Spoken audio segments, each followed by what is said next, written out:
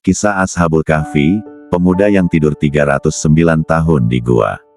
Kisah teladan 7 pemuda Ashabul Kahfi mempertahankan iman dari kekejaman Raja Dicyanus hingga ditidurkan oleh Allah dalam gua selama 309 tahun, memberikan banyak hikmah bagi muslim. Mereka melarikan diri dari kekejaman Raja Dicyanus yang hendak membunuh karena dipaksa menyembah raja kejam itu dan menyembah berhala di istananya. Kisah itu telah terekam dalam Al-Quran, Surat Al-Kahfi ayat 9-25. Nama 7 pemuda Ashabul Kahfi dan anjingnya yang beriman kepada Allah yakni, Maksalmina, Tamliha, Martunus, Kastunus, Bairunus, Yatbunus dan Danimus. Sedangkan nama anjingnya yakni Kitmir. Pendapat lain seperti dari Syab al-Jubai mengatakan bahwa nama anjing tersebut adalah Hamran.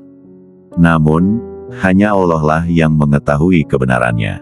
Raja Dicyanus ini memimpin pada tahun 112 Masehi di masa pertengahan setelah era kerasulan Nabi Isa AS dan sebelum kerasulan Nabi Muhammad SAW. Dikisahkan bahwa Raja Dicyanus bersama bala tentaranya memaksa 7 pemuda Ashabul Kahfi tersebut untuk menyembahnya dan menyembah berhala-berhala di lingkungan istananya.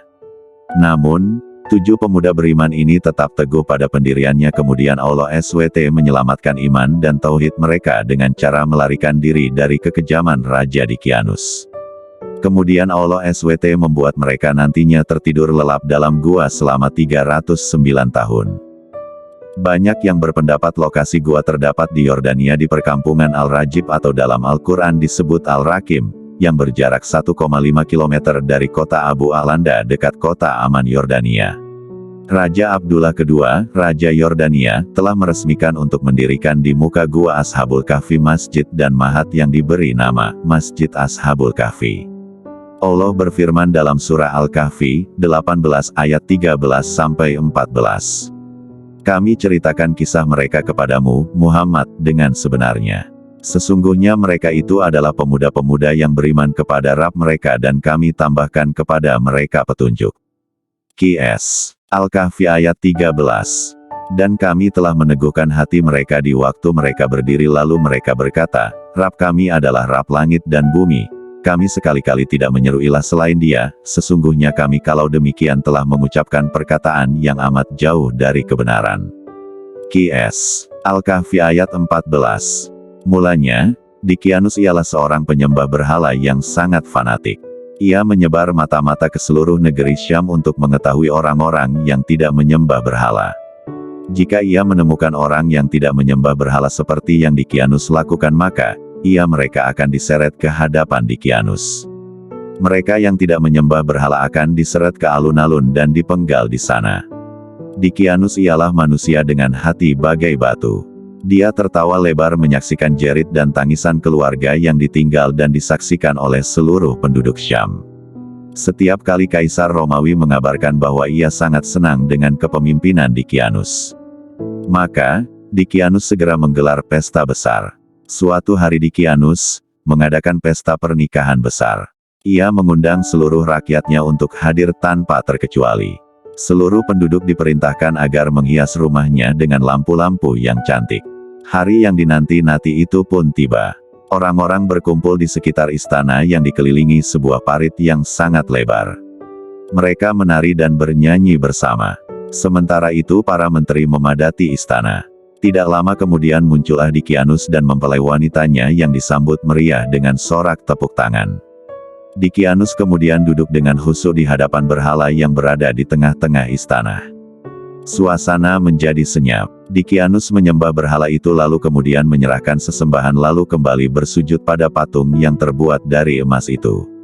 Dia kemudian duduk dalam singgasananya menyaksikan para menteri dan rakyatnya yang silih berganti menyembah berhala.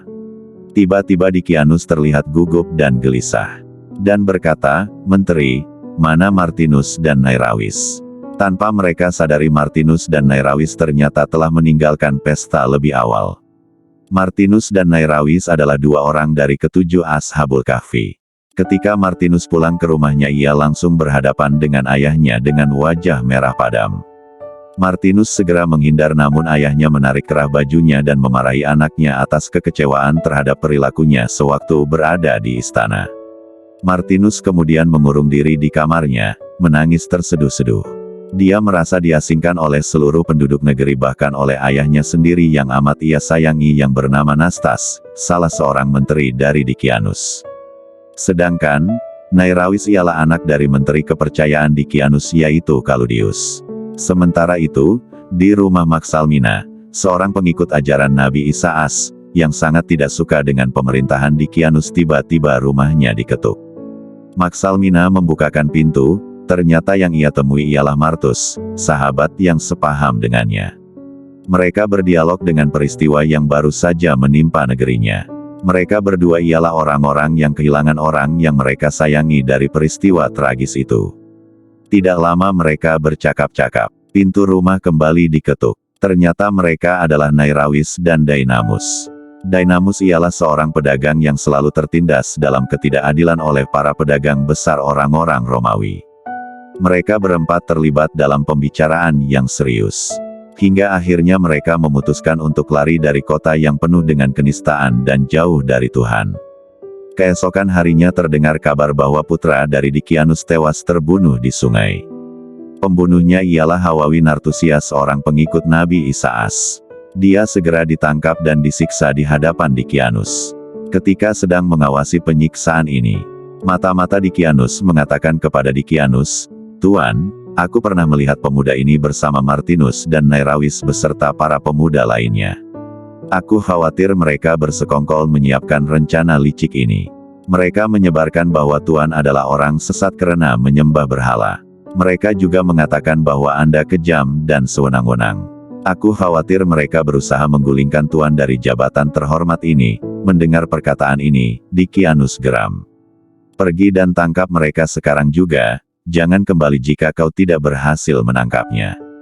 Di antara para pejabat Dikianus, ada yang simpati terhadap nasib Martus dan Nairawis. Kabar ini pun tersampaikan ke telinga Martinus. Mereka berenam sepakat untuk melarikan diri ke negeri terdekat Ar-Rakim. Disinilah cikal bakal pelarian pemuda Ashabul Kahfi. Dalam pelarian mereka kemudian beristirahat dalam sebuah gua. Dan tidak henti-hentinya meminta perlindungan kepada Allah SWT. Allah SWT menjadikan gua ini tampak menyeramkan sehingga siapapun yang mendekati gua ini akan terbersit ketakutan dan tak berani memasukinya. Ketujuh pemuda dan seekor anjing ini akhirnya tertidur selama 309 tahun dengan izin Allah SWT. Qs. Al-Kahfi 18:25. Dan mereka tinggal dalam gua mereka 300 tahun dan ditambah 9 tahun lagi. Qs. Al-Kahfi ayat 25. Selama berada di tempat persembunyiannya di gua, ketujuh pemuda itu atas izin Allah ditidurkan selama 309 tahun. Mereka kemudian dibangunkan oleh Allah dari tidurnya. Wajah mereka pun berseri-sering dan saling bertanya berapa lama tidur di gua. Sebagian dari tujuh pemuda itu lalu berkata bahwa hanya Allah yang tahu berapa lama mereka ditidurkan. Setelah itu, mereka keluar dari gua dan mencari makan ke kota. Ketujuh pemuda itu kaget karena keadaan kota sudah berubah dan banyak orang yang sudah beriman kepada Allah SWT. Selama 309 tahun berlalu dengan pemimpin yang silih berganti dan semuanya ialah orang yang amat kejam.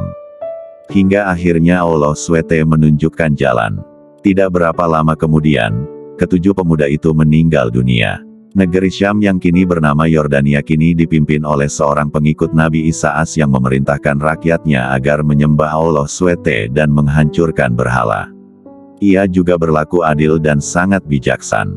Negeri Syam kini menjadi negeri yang makmur dan rakyatnya terhindar dari kemiskinan.